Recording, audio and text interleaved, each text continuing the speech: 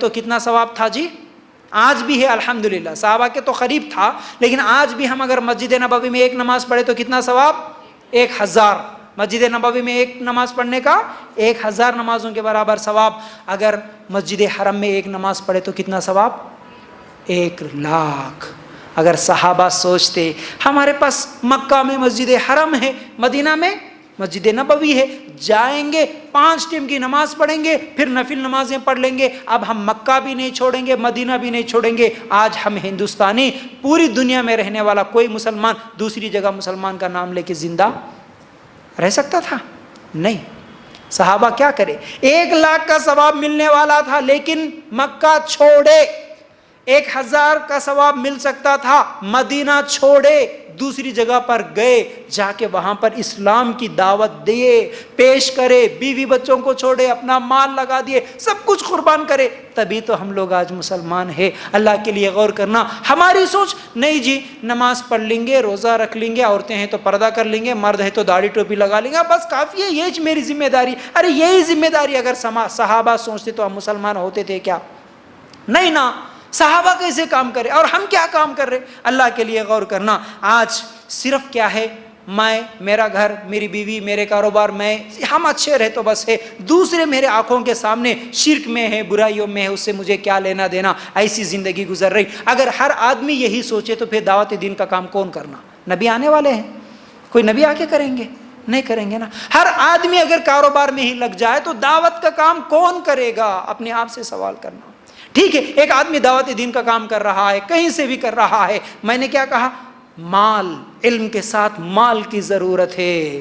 ہمارے صحابہ، صرف صحابہ ہی نہیں جی، صحابیات کا بھی جو مال لگتا تھا نا، آپ کو معلوم، غزوہ تبوک کے موقع پر عورتیں اپنے زیورات نکال کے دے دیے، کان کے بالیاں، گلے میں ہار، سب کچھ نکال کے، سونا چاندی سب کچھ نکال کے رکھ دیے جب اللہ کے رسول صلی اللہ علیہ وسلم نے مانگا تو۔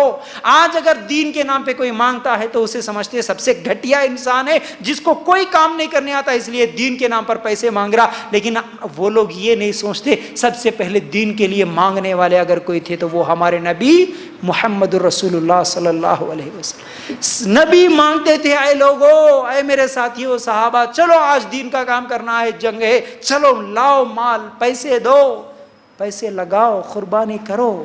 ٹھیک ہے، آپ کے پاس وقت نہیں ہے، دین کا کام کئی طرح سے ہوتا ہے نا۔ ٹھیک ہے، آپ کے پاس وقت نہیں ہے، آپ کے پاس علم نہیں ہے، لیکن آپ کے پاس مال ہے تو ٹھیک ہے، مال کے ذریعے سے آؤ، دین کا کام کرو۔ مال نہیں ہے، وقت لگا کے دین کا کام کرو۔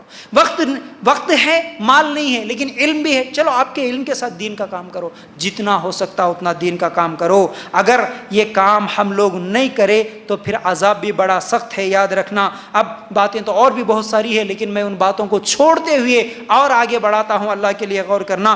ہم آج صرف اور صرف دنیا کے پیچھے، اور صرف عورتیں ہیں تو کیا ہے، یا تو ٹی وی، یا تو سیریل، وقت ملا تو میک اپ، یا نہیں تو مہندی، یا تو فنکشنز، یا تو دعوتیں، سجانا جمانا سجنا۔ اس کے علاوہ دعوت دین، کچھ علم سیکھیں گے، کچھ قرآن سیکھیں گے، کسی کو شرک سے بچائیں گے، کسی کو بدعت سے بچائیں گے، کسی کو یہ فکر نہیں رہی۔ یہ فکر نہیں رہنے کی وجہ سے اللہ تعالیٰ کیا فرماتے ہیں؟ اللہ کے رسول صلی اللہ علیہ وسلم نے فرمایا، دعوت دین کا کام چھوڑنے کے نقصان دیکھیے۔ کیا فرمایا؟ ترمذی کی روایت ہے، اے لوگو، تم ضرور نیکی کا حکم دینا اور برائی سے روکنا، اگر تم یہ کام کرنا چھوڑ دو گے اللہ کا عذاب تم پر آئے گا، اور تم دعائیں کرتے رہو، اللہ تمہاری دعا کو قبول نہیں کرے گا، نہیں کرتا تمہاری دعا قبول۔ تم رو، تم چیخو، تم چلاؤ، تم کچھ بھی کرو، اللہ تمہاری دعا قبول نہیں کرتا۔ پچھلے رمضان میں ہم سب مسلمانوں نے دعا کیا تھا، الیکشن کا ٹائم تھا، کیا ہم سب دعا نہیں کریں؟ کیا ہر مسلمان عورت مرد دعا نہیں کری؟ اللہ، رمضان کا مہینہ ہے، روزے رکھ کر ہم دعا کر رہے ہیں، اللہ آنے والی حکومت، آج 2 حکومتیں ہیں، اللہ ایک حکومت اگر آئے گی تو وہ ہمارا دشمن ہے، اللہ ہمارے لیے مشکل ہوگا، ہمارے لیے ٹینشن ہوگا، اللہ اس حکومت کو ہمارے اس ہندوستان پہ نہ آنے دے۔ ہر مسلمان رویا، ہر مسلمان دعا کرا، لیکن کیا اللہ تعالیٰ اس کی دعا کو قبول کرے؟ ہٹو، نکلو تم یہاں سے، دفع ہو جاؤ۔ رمضان میں یاد آیا تم کو رونا، اللہ کا عذاب آیا، پھر وہی حکومت آئی، اور آنے والے دن کیسے گزریں گے نہیں معلوم۔ اللہ کے عذاب کے کئی وجوہات ہیں، لیکن ان میں ایک وجہ واضح طور پر یہ وجہ ہے کہ تم دعوت دین کا کام چھوڑ دیے۔ تم نیکی کا حکم دینا چھوڑ دیے، تم برائی سے روکنا چھوڑ دیے، تم آنکھوں سے برائیاں دیکھتے ہوئے بھی خاموش بیٹھے، اللہ کا عذاب تم پر آئے گا۔ پھر اسی طرح دوسرا نقصان، دعوت دین کو چھوڑنے کے نقصانات دیکھیے، ایک تو اللہ کا عذاب آئے گا، دوسرا مرتد ہو جا رہے۔ آج کتنے لوگ ہیں مرتد ہو جا رہے؟ مرتد کا مطلب اسلام چھوڑ دے رہے، اسلام چھوڑ دے رہے۔ ایک مہینہ پہلے ایک نیوز دیکھا، حیدرآباد کا ایک لڑکی، وہ پورا پیپر میں، نیوز پیپر میں میٹر دے دی اس کے بارے میں پہلے مسلمان تھی، میرا نام یہ تھا، میرا باپ کا نام یہ تھا، میں اب جس کے ساتھ شادی کر رہی ہوں اس کا نام یہ ہے، اس کے لیے میں اپنا نام بھی تبدیل کر دی، میں اسلام کو چھوڑ رہی ہوں، میں اب مسلمان نہیں ہوں۔ پیپر میں دے کر وہ شادی کر دی۔ صرف ایک جگہ کا نہیں، ہر جگہ کا۔ ہمارے یہاں اس شہر میں کتنے لوگ مرتد ہو گئے آپ کو معلوم ہے؟ ہمارے آس پاس کے کتنے گاؤں میں کتنے لوگ مرتد ہو رہے معلوم ہے؟ کتنے لوگ اسلام کو چھوڑ کر جا رہے معلوم ہے؟ ہر عورت، ہر مرد، جوان، بوڑھا، کئی لوگ ہیں جو اسلام کو چھوڑتے چلے جا رہے۔ کیوں؟ کیونکہ بولنے والا جب بولنا بند کر دیا تو یہی حالات ہوگی۔ ہمارے کالج میں جانے والی لڑکی یا لڑکا، اس کو اگر اسلام کیا ہے معلوم ہوتا، اللہ کون ہے معلوم ہوتا، رسول کون ہے معلوم ہوتا، اسلام کی محبت اگر ہم سکھاتے، مرنے کے بعد جنت بھی ہے جہنم بھی ہے اگر یہ بتاتے، وہ کیا مرتد ہو سکتی ہے؟ کیا وہ اسلام چھوڑ سکتی ہے؟ اگر علم ہوتا، دعوت دین کا کام کرتے، آج کل لڑکیاں، آج کے نوجوان لڑکے جو زنا کر رہے، جو بھاگ رہے بھگا رہے، جو کچھ بھی نقصانات ہو رہے، کیا یہ سب ہو سکتے ہیں؟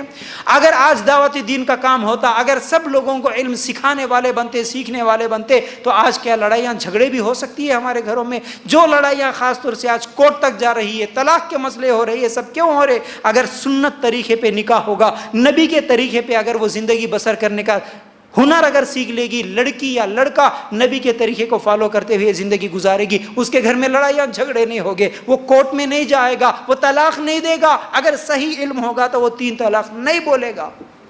یاد رکھو، آج شراب پینے کی وجہ کیا ہے؟ اس کو شراب کا نقصان کیا ہے نہیں معلوم، اس کو بتانے والے نہیں بتائے، دعوت دین کا کام نہیں ہوا اس لیے وہ شراب پی رہا۔ اگر اسے اللہ کا ڈر ہوتا تو وہ شراب پینا بند کر دیتا۔ یاد رکھو، خودکشی کر کے مر جا رہی۔ آج میں غریب ہوں، میری شادی نہیں ہو رہی، پرسوں آندھرا کا کیا ہوا، 4 نوجوان بیٹیوں کو لے کے ماں باپ، 4 نوجوان بچیاں ریل کی پٹری کے نیچے سو کے سب مر گئے، خودکشی کر کے مر گئے۔ کیوں مر گئے؟ کیا ہوا؟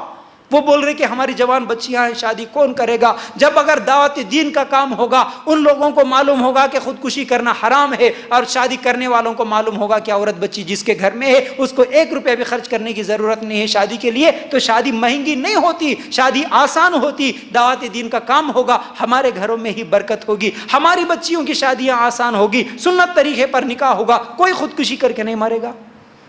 کتنی باتیں بتاؤں میں، آج دعوت دین کا کام چھوڑنے کی یہ سب نقصانات ہے۔ آج زنا، شراب، ماں باپ کے ساتھ نافرمانیاں ہو، میاں بیوی کے جھگڑے ہو، طلاق کے مسئلے ہو، لو افیئرس ہو، شراب پینا ہو، سود کھانا ہو، یہ سب چیزیں کیوں؟ یہ سب چیزیں معاشرت میں ہے۔ دوسری طرف عقائد ہمارے بگڑ رہے، مردوں کے سامنے جھک رہے، شرک کر رہے، بدعتیں کر رہے، نمازوں سے دور چلے جا رہے۔ یہ سب چیزیں کیوں ہو رہی؟ کیونکہ دعوت دین کا کام نہیں ہو رہا۔ یاد رکھو۔ پھر